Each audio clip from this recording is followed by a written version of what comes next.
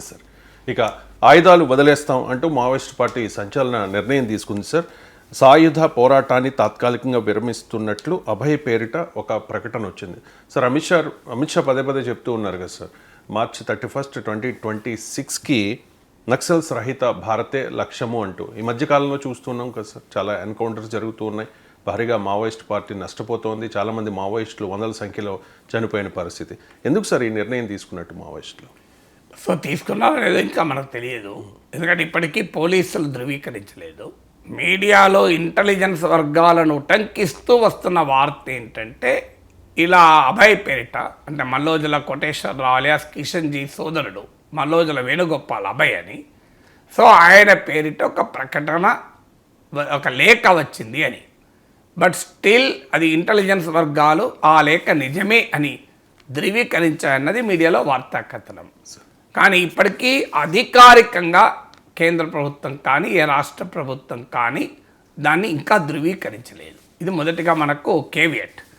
ఇక రెండవది, ఇది కొన్ని పత్రికల్లో కాల్పుల విరమణ హెడ్లైన్ ఇచ్చారు. అది తెలియక హెడ్లైను. కాల్పుల విరమణ వేరు, ఆయుధాలు వదిలేయడం వేరు. కాల్పుల విరమణ అనేది సీజ్ ఫైర్ అంటారు, అంటే ఒక పంతాను మార్చుకోవడం కాదు, ఒక సమయంలో ఆపడం. ఇది కాల్పుల విరమణ అనే హెడ్లైన్ కరెక్ట్ కాదు, కొన్ని పత్రికల్లో వచ్చాయి కనుక చెప్తున్నా. ఆయుధాలు వదిలేయడము, సాయుధ పోరాటాన్ని విరమించడం, ఇది ఒక సిగ్నిఫికెంట్ పొలిటికల్ డెవలప్మెంట్. ఇప్పుడు నక్సలిజం 1960sలో సిపిఐఎం భారత కమ్యూనిస్ట్ పార్టీ మార్క్సిస్ట్ నుంచి విడిపోయిన ఒక భావజాలం. అంటే ఈ దేశంలో తుపాకుల గొట్టం ద్వారానే రాజ్యాధికారం వస్తుంది, సాయుధ పోరాటం ద్వారానే ఈ దేశ పాలక వర్గాన్ని పడేస్తాం అనే ఒక లక్ష్యంతో మొదలైంది. ఇది లేట్ 60sలో బెంగాల్లోని నక్సల్బరీలో మొదలై నక్సలిజంగా పేరు తెచ్చుకొని శ్రీకాకుళం అడవుల్లో ప్రతిధ్వనించి నల్లమల్ల అడవుల్లో ఒక విశ్వరూపాన్ని చూపి దండకారణ్య ప్రాంతంలో ఒక బలమైనటువంటి ఉద్యమంగా ఏర్పడినటువంటి ఒక చరిత్ర కలిగిన ఒక ఐడియాలజీ. నాకు అర్థం కావాల్సింది అంటే, యూ కెన్ కిల్ పీపుల్.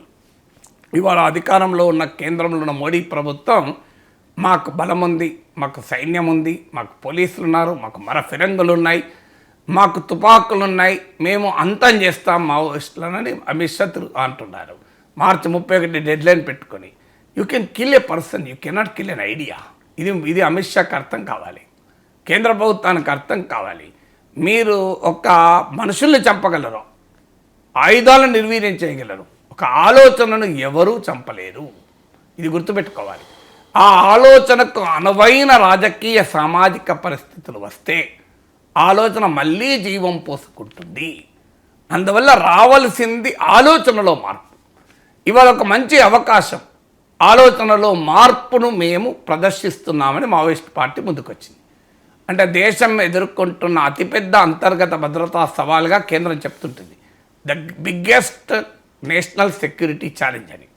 మరి ఆ ఛాలెంజ్ ఎదుర్కోవటానికి ఒక అద్భుతమైన అవకాశం కదా. ప్రపంచంలో ఆయుధాలు పట్టుకున్న వారు ఆయుధాలు వదిలిన సందర్భాలు కూడా ఉన్నాయి కదా. మా పక్కన ఉన్న నేపాల్ అందుకు ఉదాహరణ. నేపాల్ మావోయిస్ట్ పార్టీ 10 ఏళ్ల పాటు సాయుధ పోరాటం జరిపింది రాచరికానికి వ్యతిరేకంగా. అసలు నేపాల్ గ్రామసీమల్లో ఎవరు ఎంటర్ కూడా కాలేకపోయారు. భారత మావోయిస్ట్ పార్టీ కన్నా చాలా బలమైన పార్టీ. అందుకే ఆ తర్వాత వాళ్ళ ఎన్నికలోకి వచ్చి ప్రచండ మావోయిస్ట్ నేత దేశ ప్రధానమంత్రి కూడా కాగలిగాడు. అఫ్కోర్స్ ఇప్పుడు చాలా భ్రష్టు పట్టిపోయారు రకరకాల కారణాల రీత్యా, అది వేరే క్వశ్చన్. కానీ but they could come to power కదా, అంతటి బలమైన శక్తి ఉన్నవారు. ఇప్పటికీ కూడా సాయుధ పోరాటాన్ని వదిలిన నక్సలైట్ గ్రూపులు ఎన్నికల్లో వచ్చి మంచి విజయాలు సాధించిన సందర్భాలు కూడా ఉన్నాయి. సిపిఐఎంఎల్ లిబరేషన్ బీహార్లో ఇందుకు ఉదాహరణ కదా.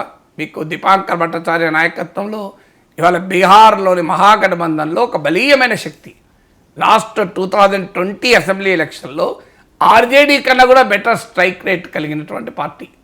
మరి ఈ విజయాలు అంటే ఈ మార్పులు అంటే సాయుధ పంతాను వీడి జనజీవన స్రవంతిలో కలవండి అని ఇప్పటిదాకా పిలిపిస్తూ వచ్చినాయి ప్రభుత్వాలు. ఇప్పుడు మావోయిస్ట్ పార్టీ లేఖలోగా చెప్పబడుతున్న దాంట్లో కూడా ఉన్నది అదే కదా.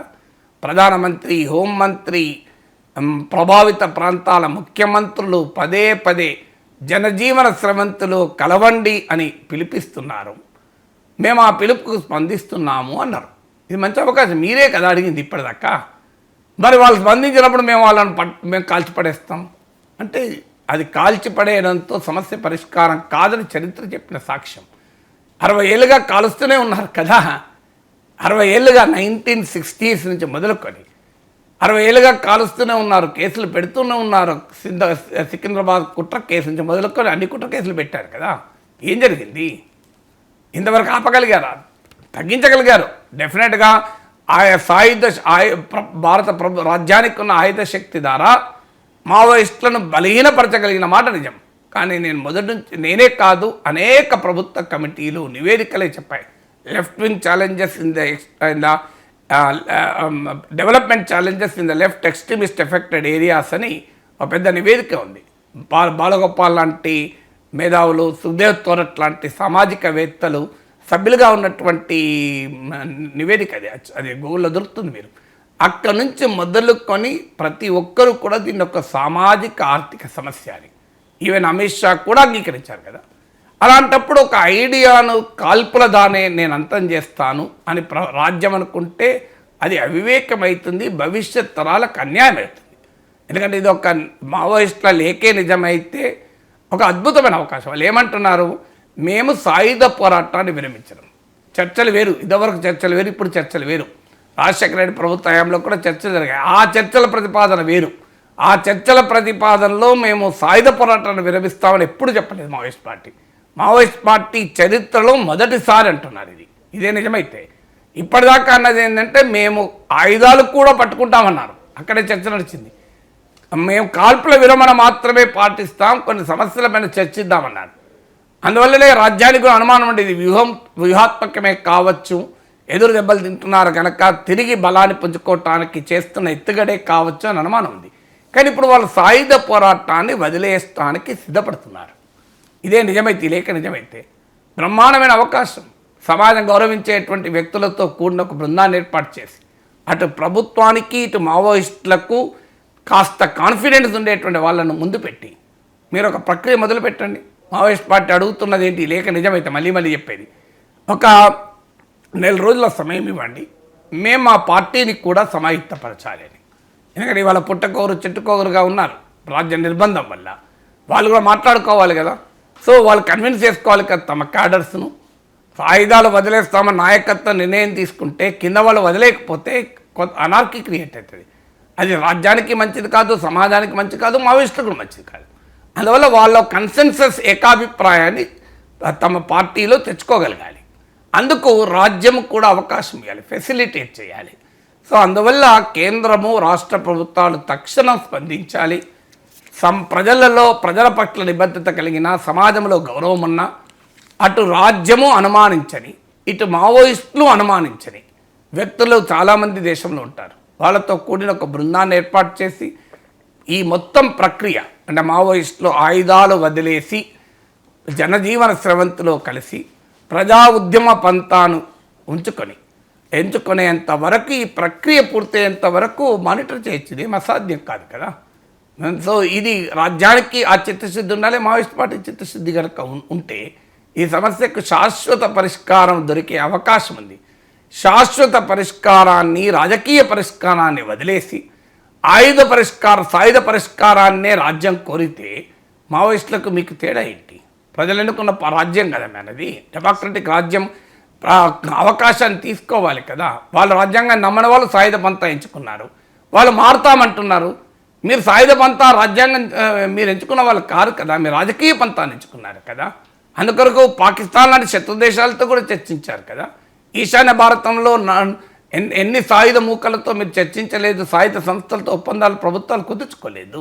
అసలు ఈ దేశం నుంచే విడిపోతామన్న వారితో ఆయుధాలు పట్టుకొని దేశ సార్వభౌమాధికారంపైనే తుపాకీ ఎక్కుపెట్టిన వాళ్ళతో మీరు చర్చలు జరిపారు. వాళ్ళు ప్రభుత్వంలో భాగమయ్యారు, ముఖ్యమంత్రులు కూడా అయ్యారు కదా. Why not? మావోయిస్ట్ పార్టీతో కూడా మీరు పాజిటివ్గా స్పందించాలి. భారత ప్రభుత్వం, నరేంద్ర మోడీ ప్రభుత్వం చరిత్రలో నిలబడతాడు. ఈ అవకాశాన్ని కనుక సద్వినియోగం తీసుకుంటే చరిత్ర చాలా అరుదుగా అవకాశాలు ఇస్తాయి. ఆ అవకాశాలను జారవిడుచుకున్న నాయకత్వాన్ని ఈ చరిత్ర క్షమించదు. అరుదుగా వచ్చిన అవకాశాలని రెండు చేతులా పట్టుకొని ముందుకు తీసుకెళ్ళి ఒక సమస్యకు, అది కూడా 60 ఏళ్ల సమస్యకు, ఒక శాశ్వతమైన రాజకీయ పరిష్కారాన్ని పొందగలిగితే అవకాశం వచ్చినప్పుడు వదులుకుంటే ఆ నాయకత్వాన్ని కూడా చరిత్ర క్షమించదు. అందువల్ల నరేంద్ర మోడీ ప్రభుత్వానికి ఒక మంచి అవకాశం. So I have show the constitutional sense, అంటే రాజ్యాంగ రీత్యా భారత రాజ్యాంగం రాజకీయ పరిష్కారాలకు అవకాశం ఇస్తుంది, సాయుధ పరిష్కారాలే చెప్పదు రాజ్యాంగం. సో అందువల్ల ఇవాళ రాజ్యానికో అవకాశం.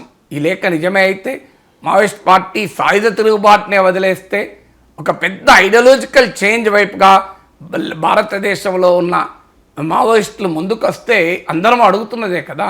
ఎన్నిసార్లు నేను నా విశ్లేషణలు కూడా చెప్పాను. మారిన ప్రపంచ దేశ పరిణామాల నేపథ్యంలో మేము సాయుధ తిరుగుబాటు వదిలేస్తున్నాం అని ఆ లేఖలో ఉంది. నిజంగా చాలాసార్లు మనం చెప్పాం, ఎల్టీటీ ఇలాంటి బలమైన సాయుధ సంస్థలు ఏమీ చేయలేకపోయాయి. నేపాల్ మావోయిస్ట్ పార్టీ ఏమీ చేయలేకపోయింది. రాజ్యం చాలా బలమైన రాజ్యమైంది. ఇలా అంతర్జాతీయ పరిణామాలు, ప్రపంచ పరిస్థితులు, దేశంలో ఉండే ఆర్థిక మార్పులు సాయుధ పోరాటానికి సానుకూల పరిస్థితులు కాదు. ప్రజలు ఉద్యమాలకు రావటానికి, ప్రజలు ఎర్రజెండాకు ఓట్లేయటానికే సిద్ధంగా లేని రోజుల్లో తుపాకులు పట్టుకొని నేను రాజ్యాన్ని మారుస్తానంటే అది ప్రాక్టికల్గా అయ్యే సమస్య కాదు. నా మావోయిస్టులు అసలు సక్సెస్ అయ్యే అవకాశమే ఉండదు. అలాంటిది వాళ్ళలో ఒక ఆలోచన మారి ముందుకు వస్తానంటే why nation should see as criminals. ఇప్పటికైనా ప్రభుత్వాలకు అర్థం కావాలి, మావోయిస్ట్ పార్టీని ఏదో ఒక నేరస్తుల సంస్థగా, వాళ్ళంతా ఒక తీవ్రవాదులుగానే చూడకూడదు. వాళ్ళు ఒక రాజకీయ సిద్ధాంతాన్ని నమ్మారు, అది దారి తప్పిన సిద్ధాంతం అని మనకు అనిపించవచ్చు. ప్రజల తిరుగుబాటుకు, పేద ప్రజల విముక్తికి అది మార్గం అని వాళ్ళు భావించవచ్చు. బట్ ఏదైనా there is some common ground.